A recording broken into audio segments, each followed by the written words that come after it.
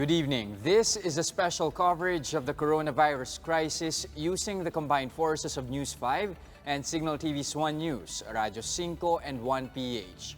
The number of recoveries from COVID-19 in the country has breached the 1,000 mark according to the latest tally of the Department of Health. There are now 1,023 recoveries after the DOH recorded 48 new recovered patients in the past 24 hours. Meanwhile, the total number of COVID-19 cases has reached 8,212 with 254 new cases. 558 patients have succumbed from the illness after tallying 28 new deaths. Health Undersecretary Maria Rosario Vergeres says that more than 1,500 healthcare workers have tested positive for COVID-19, in which 32 have died. So far, accredited laboratory centers nationwide have conducted about 89,000 individual COVID-19 tests. The DOH adds that laboratory centers can conduct 6,500 tests per day, still short from their 8,000 tests per day target by April 30. The Justice Department has released its relaxed guidelines on the application process for parole and executive clemency among inmates. Under the new guidelines, prisoners that are 65 years old and above who have served a period of no less than 5 years may apply for early release, but they also need to secure certification from either the DOH or the Malacanang Clinic Director that further imprisonment may badly impact their health. Applicants must also have no pending case or appeal and must have a clean NBI record. PDLs that are charged for heinous crimes or illegal drugs are excluded from applying for early release. The same goes for those branded as high risk by the Bureau of Corrections. The DOJ says the new guidelines will be implemented starting May 15, coinciding with the last day of the extended lockdown in various parts of the country. Residents of Barangay San Miguel in Pasig City trooped their barangay hall and stood in line for hours to get their cash aid under the Social Amelioration Program. However, some of them still failed to get their financial assistance. Ria Fernandez reports live from Pasig to tell us more. Ria, bakit hindi pa rin nabigyan ng ayuda yung ilang residente ng Barangay San Miguel kahit halos buong araw ng araw silang pumila?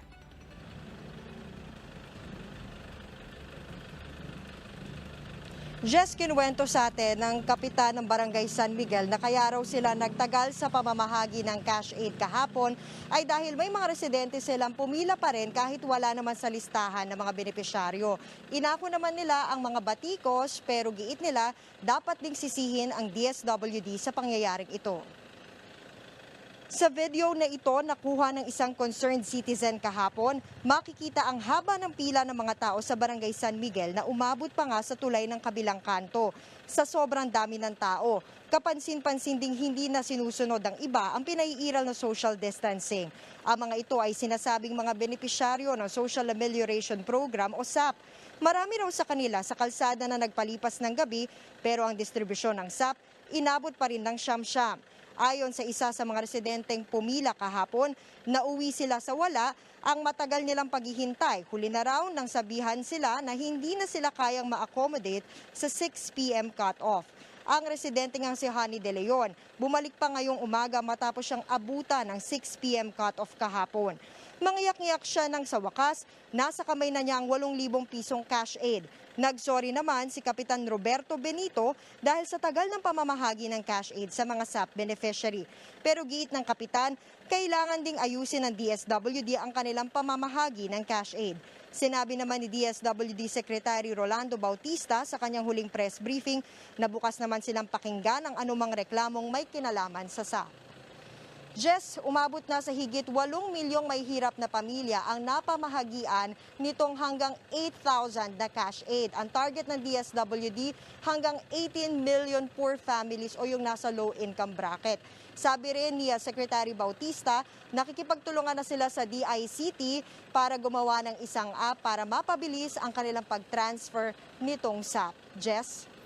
Okay, Ria, this stage, considering nga doon sa nangyari dyan sa Barangay San Miguel, are the officials also studying other means kung paano nila at least ma-hand out itong cash aid doon sa mga residente ng Barangay San Miguel?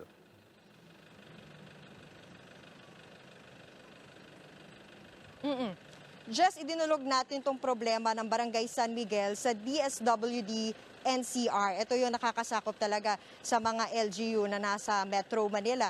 At ang sabi nga nila, bagamat naiintindihan nila yung posibleng dahilan nitong Barangay San Miguel kung bakit kailangan nila magpatupad ng cut-off at hindi ma-accommodate ang lahat ng kanilang mga residente na gustong mag-claim ng kanilang cash aid, ay kakausapin pa rin daw nila itong mga partners nila sa LGU para mapabuti yung proseso at sistema ng distribusyon ng SAP. Jess? Alright, maraming salamat. That was Ria Fernandez. More stories coming after a quick break. This is our special coverage on the COVID-19 pandemic. Stay with us. Welcome back. You are still watching the special coverage of the coronavirus crisis using the combined forces of News 5 and Signal TV's One News, Radyo 5 and 1PH. While local officials work round the clock to ensure that quarantine protocols are followed, a town mayor in Cavite prepares 10 whole roast pigs or lechon as a tasty incentive to motivate his constituents to stay at home. JC Cosigo joins us live from Cavite for the story. JC, so paano mangyayari 10 lechon na balak ipapremyo ng Alfonso LGU? Yes, Jess, alam mo, ginawa nga pa-contest ng Alfonso LGU itong pagsunod sa umiiral na enhanced community quarantine kasi nga 10 lechong baboy lang naman yung ibibigay doon sa barangay na wala o may lowest na bilang ng ECQ violators mula nga April 27 hanggang May 15. Ayon nga kay Mayor Randy Salamat, importanteng mag-stay sa mga bahay ang mga residente sumunod sa ECQ guidelines, lalo pat nakakahawa at mabilis na kumalat ang sakit na COVID-19. Donasyon nga ng 2 pribadong individual ang mga lechon at imbis na saluhin ay naisipan na lamang nilang ipakontest ang mga ito. Magmumula nga sa mga nag-iikot na pwersa ng Alfonso LGU, PNP at Reserve Army ang datos para nga maging patas ang bilang ng mga violators sa mga barangay. Sa barangay Sikat nga na isa sa pinakamataang barangay, at may isang kumpirmadong kaso ng COVID-19, pinaghahandaan na ang pag-contest ng lokal na pamahalaan. 3 times daw sa isang araw umiikot ang 3 patrol para nga masigurong walang lalabas ng mga bahay. Isa lang rin ang kanilang entrance at exit point, kaya hindi makakalusot ang mga walang quarantine pass. 32 barangay nga ang maglalaban-laban para nga 10 lechon na papremyo at hahatiin at ibibigay bahay-bahay para wala pa ring mass gathering. Tuloy-tuloy pa rin, Jesse, paghahanda nga ng Alfonso LGU para nga sa mas striktong implementation ng quarantine sa buong probinsya ng Cavite sa pagsapit ng May 1. Kabilang nga dyan itong pamimigay nga ng ayudang pinansyal at grocery nga sa mga residente. Narito nga ang pahayag ni Mayor Salamat. Nung isang araw lang po, binigay ko na po yung pang isang buwan nilang ayuda sa bawat bahay. So, para po siguraduhin na kung dumating po yung May 1, hanggang katapusan po ng May, sigurado po na hindi po sila magugutom. Then, ngayong araw at bukas, yung mga bahay na hindi po nakatanggap ng SAP, bibigyan po namin ng 500 pesos, tsaka groceries, pandagdag ding ulam, para siguraduhin po talaga na hindi na po sila lalabas.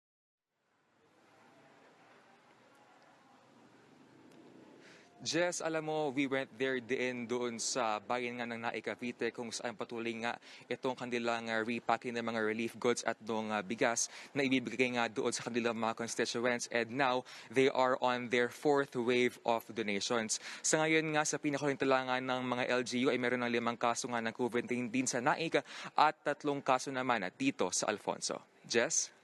Okay, posibleng mababa nga yung kaso ng COVID pero baka tumaas naman yung kaso ng high blood. Kung sino man barangay, yung mananalo. Isang tanong, JC, hindi ba parang lugi yung malalaking barangay kumpara dun sa maliliit? Kasi the more na marami yung families, mas lilit yung portion mo ng lechon. Paano daw kung may magtay? Yes, Jess, we actually asked that question earlier kay Mayor Salamat. Ang sinasabi niya, in the event daw na magkulang pa yung mga lechon, handa silang magdagdag pa ng mga additional na lechon. Ang mahalaga nga daw ay makatikim lahat at magkaroon kahit pa paano ng mga 1/4 na kilo ng lechon sa mga bahay-bahay. Jess? Maraming salamat. That was News 5's JC Cosigo reporting to us live from Cavite. The usual cheers and happy tears were absent today in Padre Faura upon the announcement of the country's newest lawyers Bar passers, including the 2019 top-notchers, who are mostly women, have no choice but to celebrate the momentous news online and at home. Marlene Alcaide has a story. Endless cries and shouts of joy used to fill the grounds of the Supreme Court as it announced the passers of the previous bar exams. But today is a completely different story. An empty Supreme Court is all that's left. This time around, aspiring lawyers anxiously waited for the list to be posted on the website while at home under lockdown. Roy Carpe de Vesa couldn't hide his joy upon learning that he passed the bar.